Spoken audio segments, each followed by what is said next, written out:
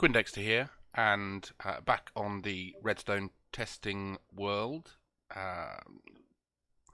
Behind me you'll see some of my thought process for a moss farm, and this is going to be a multi-part video, I think, because there are designs out there. Hello, Mr. Creeper. There are designs out there for, moss and bone meal farms, and Dave shared a link today. I'll put a link, the same link in the description below, for Silent Whisperer's new 6,000 whatevers per minute type thing, and it's super complicated. And I've already been thinking about moss farms with the new mechanics in Bedrock, and I started kind of planning out a couple of things, and I'll walk through a little bit of my thought process so far. So here, just in creative, I had built something very rudimentary while I was trying to work out some of the nuances of moss and how it grows on stone and everything else, and then I'll talk about how I got to the design behind me in a second. This is going to be a short video, part one of probably 3 or 4. So over here, what you can see is we've got pistons here which will crush the moss blocks, turn them into entities, and then in theory you can use water to flush them out. This has many problems. Down here I've got some hoppers to try and collect things. You'll see why that's wrong. Here is a dispenser with bone meal in it, which is pointing up, and if there is a moss block above it, which is just about here, then it will turn surrounding stone into more moss blocks.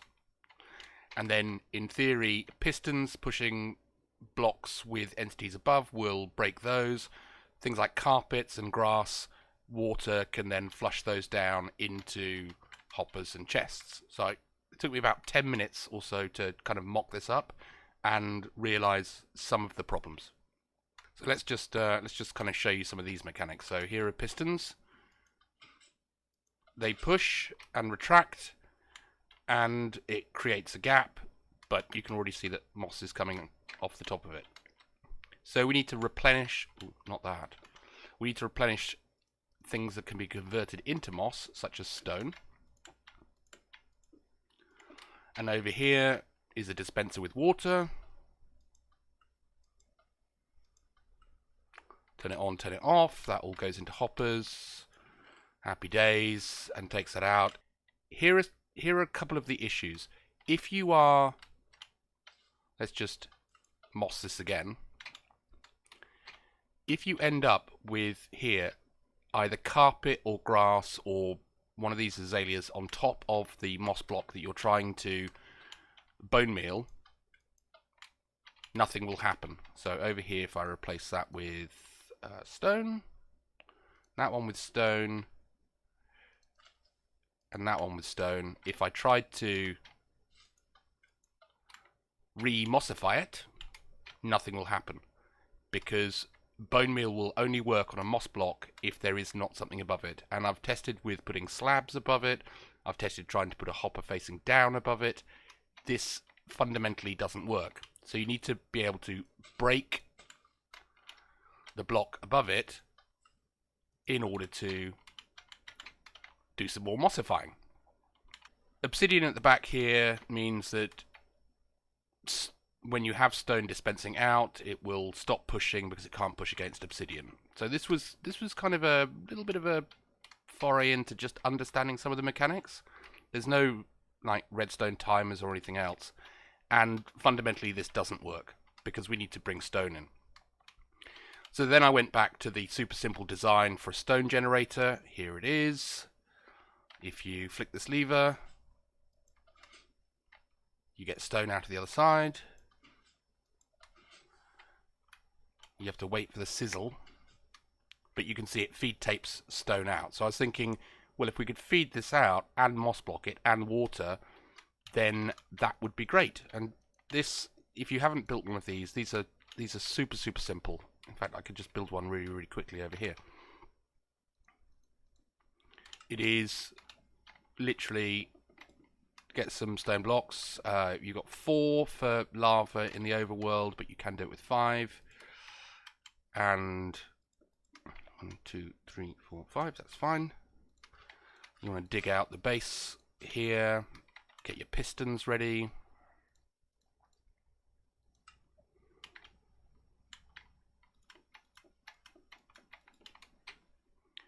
This is not a tutorial, so I'm just going to whiz through this. I'm not going to explain it, but I will show how quick and easy it is to build one of these. We need a bucket. And what you want to do is, if you're waterlogging pistons, you need to make sure that you've covered the pistons from behind as well. There we go. So waterlog your pistons, they come through. You want stone in front of them. Any decorative block will do.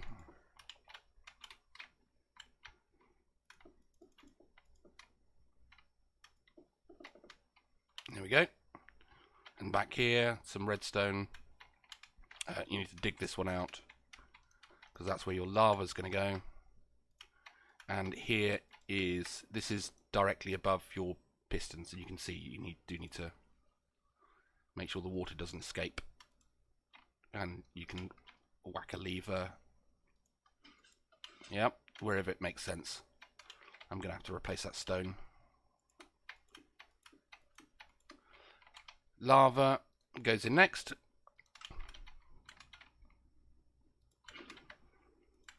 Because this is 5 blocks, you need 2 lava sources.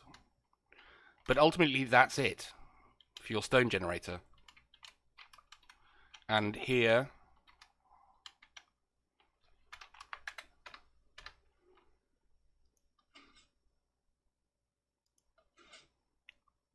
wait for the sizzle. That means the stone is being regenerated.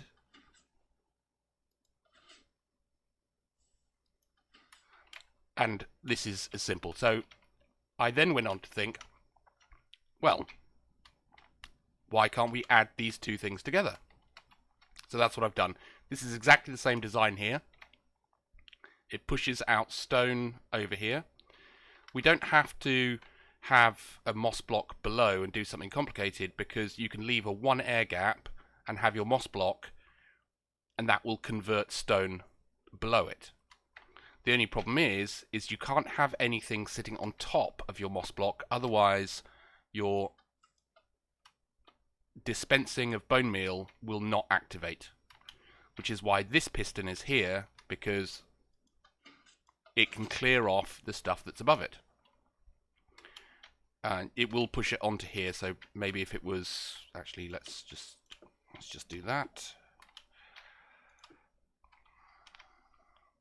Piston, yep. And a lever over here. Get rid of that one. So here, every time we moss something, if there is something on the top, it will push it down to here. And then I've got dispensers filled with water buckets with another very simple redstone line, which will flush everything off. Well, at the moment, just down onto the ground. But hoppers and chests and whatnot can be here. We have obsidian on this side, which means that it will keep on crushing the moss, and if there's a build-up of stone, it won't go further than the obsidian. That's good. This is kind of the basic building blocks for my farm. Down here, the collection system would be rails and a hopper minecart.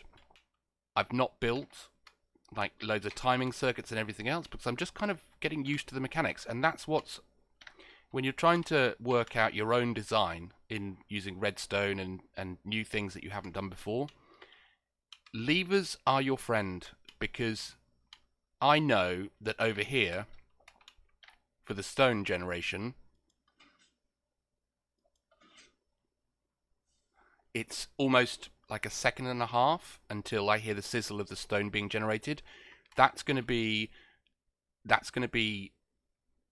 timed so it fires at the right moment, and I have to work out that stone being fired this dispenser being done, this clearing the top, and then the water going. So we have 1, 2, 3, 4 different things that need to be timed perfectly in order for this to work. Now, this is a one-way ticker tape type design going into Obsidian. The better design would be to have a stone generator on this side as well, so they're pushing in from the east and the west, or the north and the south. That way they will crunch the stone into the middle and probably get twice the rates. That will probably require twice the amount of brain power for redstone timing, and as I'm doing this, version 1 is going to probably be single-sided, fairly slow, but also give me the option of collecting moss blocks and all of the azaleas and everything else, but also hopefully to have a lever that I can click and turn it into just collecting bone meal. So we would need composters and various other things. Short video, just trying to explain some building design concepts from scratch. Hope you like this, and I'll post part 2 after I've worked out a little bit of the circuits and the timings, and I'll come back to that. QuinnDexter out.